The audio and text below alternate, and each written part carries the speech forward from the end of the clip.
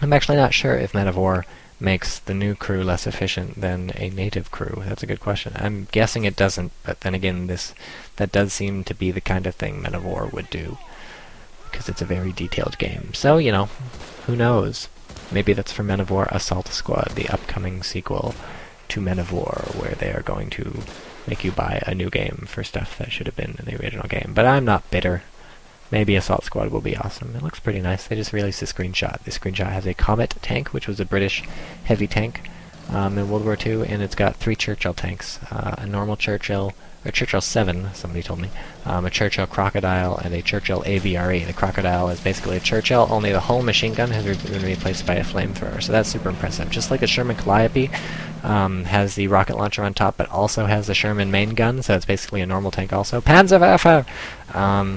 That's gonna be deadly, but it didn't hit anything! Hooray, that's amazing.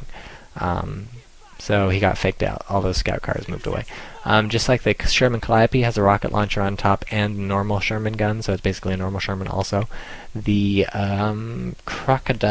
Churchill Crocodile has a normal Churchill gun, and then the whole machine gun is a flamethrower, so that was used to great effect in World War II. The Germans did not have a fun time fighting against that. Often people in bunkers would be just like, we surrender when they see the Sherman Crocodile coming, because otherwise it would be, we're on fire! Ach, mein skin, it burning! So, yeah, they would not have fun with that. And the Churchill AVRE was a Churchill where the gun was replaced by a giant mortar. So we'll see how that works, presumably pretty well for people who like giant mortars. And that was an it was a German artillery piece, which shelled these people. So, looks like, what's his name? Tachometer. It looks like Tachometer is just going to wait out this German artillery, and I don't know, there's 12 minutes left in the game, and they have a pretty good point lead, so maybe he's just going to sit there and chill, but he's going to start taking SFH-18, that's it. And so far it's not being super accurate, and he's done a fantastic job of spreading all his men out, so he's not going to take a lot of damage from these artillery barrages, but it may get frustrating, and we may see him launch an assault to try and shut it down. We'll have to find out. But he's sitting pretty right now. He's sitting pretty. He's happy. Because, oh, he bought a howitzer too. So there you go, that's what he's going to do against the artillery. He's going to hit it with more artillery. That's always an option, and one I would not besmirch. One of the most legitimate uses of artillery is taking out enemy artillery, because then it all cancels each other out, and it's like, you're not playing with any artillery at all, and that is something I can get behind him. Boom! The Tiger loses the track. So maybe this time he'll be able to knock the Tiger out, but then he loses his track on the Pershing. So it's the duel of the champions, and it's a question of, will it keep going on while the Bazooka Man sneaks around, or what?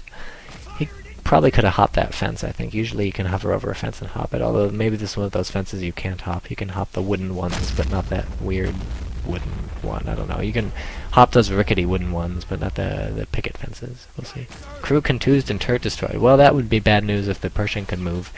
But the Pershing can't move, so it doesn't matter that the turret's destroyed, because the turret doesn't need to turn, because it's aimed right at its enemy. And this howitzer is butt-fucked. It's getting hit by that Wirbelwind, which is another... Oh, nice job. He hooks it up to his carrier and tows his artillery to safety, because a lot of the heavy artillery comes with little carrier vehicles, so fantastic. Nice.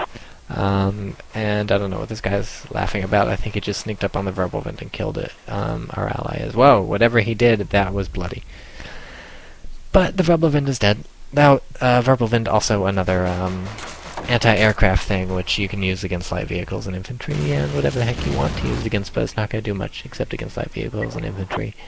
And Tachometer, who I guess goes by Narcotic right now, is saying FML. The flank failed. And yes, the flank did fail. His Bazooka Man got caught, so he's been reduced to firing at the front of the Tiger and hoping he gets through. The Tiger has really bad sloping armor. It's kind of the opposite of the Hetzer. Pretty much everything is like 90 degrees on the Tiger. It's like a tissue box with a gun on the top, but that's okay, because it's got a lot of crappy sloping armor. It's like many inches thick, probably, so Tiger not worried. Too bad. I mean, he should be worried, because eventually he's going to punch through. But oh, holy shit, it's a King Tiger. Ah, my liege. I'm not sure I should call him my liege. He's not really my king. But, okay, finally, Pershing gets his treads repaired, so he gets the hell out of dodge. For some reason, that Tiger has not been firing at the Pershing, but if he were, this would be an option to get out of his firing arc because the turret is destroyed, although who knows who's repaying the Tiger right now, I don't know. So, if you have not guessed by now, maybe you're new to Men of War, or you haven't really been paying attention or whatever, this is likely on no payback mode, which is why we're seeing all these giant tanks going around. On with payback, typically they would not have enough points to buy these giant tanks, or if they did, they wouldn't have them in use because they would have already spent all their points on smaller things. And then when those smaller things die, they'd die and they'd spend the somewhat points that they got back on slightly smaller things. And in any case, you never really save up enough points for giant tanks in with payback. But this is no payback, so they can buy a bunch of huge crap, and that's what they're doing. And so it's kind of a stalemate right now. Not a lot of action. Not a lot of action at all, but some good play by TychoCelchuuu. What's his name in the game? I can't remember. Narcotic. It's very confusing when people use different names in the game and when they message me. I don't know what to call them. I could call him Guy. I could call him Sir Fauntleroy. Lord Fauntleroy the 4th. 10th. And he's looking at another Pershing. See, he can buy a T-29 if he wants to, because they just give you all your freaking points, and you can blow them all whenever the heck you want, typically giant tanks, and then they get killed, and then you're out of stuff, and you don't have anything to do. For the rest of the game, I'm not going to talk about that. I'm going to talk about how he has 2 Pershings, so many huge tanks. Huge tanks. Blah, blah, blah, blah, blah. Games are boring when they have huge tanks. Look at this.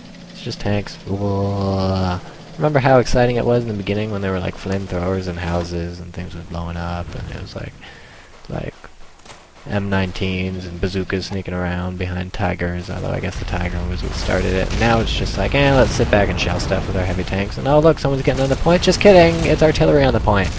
When someone gets even close, although that guy cowering behind the tree managed to last for like halfway through the barrage, which is impressive. The tree giving him protection from shrapnel coming from the front, and I guess he just lucky enough not to get hit by a rocket until he was hit by a rocket. So of course luck only lasts so long, and that tree is gonna be fucked. Oh no, he moves his. Does he avoid the tree? Does he? Yes, he does not kill the tree. That was, I think, an effort not to alert the enemy that his tank was there, unless he just loves trees. It's like Arbor Day every day for this guy. What's that? Is that a Panzerwerfer? I can't even tell if it's enemy artillery. It's enemy artillery because the Panzerwerfer is revealed. Whenever something fires at you, it gets revealed in the fog of war, so that's always a good tip. I mean, that happens to pretty much every real-time strategy game, now that I think of it. There are very few that don't do that. I'm trying to think. But it's kind of an interesting convention. You know, why should you suddenly know where something's coming from just because it shoots at you? It certainly doesn't work that way in a first-person shooter.